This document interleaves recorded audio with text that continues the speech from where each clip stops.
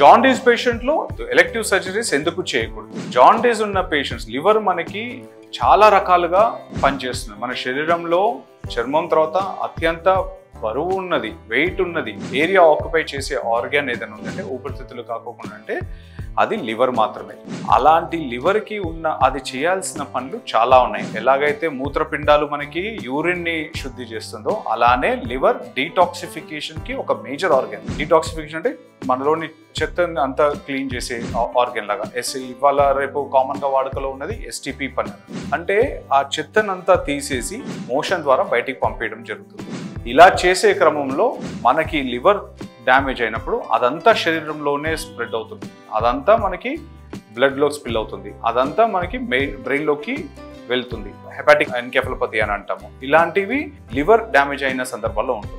So ఇలాంటి కండిషన్స్లో ఎప్పుడైతే మనకి జాండీస్ ఉంటుందో లివర్ పనితనం తగ్గిపోతుంది. అలా తగ్గిపోయినప్పుడు ఎమర్జెన్సీస్ అయితే తప్పదు. కాబట్టి ఎమర్జెన్సీలో మనం అన్ని రకాలుగా ప్రికాషన్స్ జాగ్రత్తలు తీసుకొని సర్జరీకి వెళ్తాం. అదే ఎలెక్టివ్స్ అంటే టైం తీసుకొని చేసే ప్రొసీజర్స్కి అయితే ఫస్ట్ దీన్ని కరెక్ట్ చేసి నెక్స్ట్ చేయడం అనేది చేస్తాం.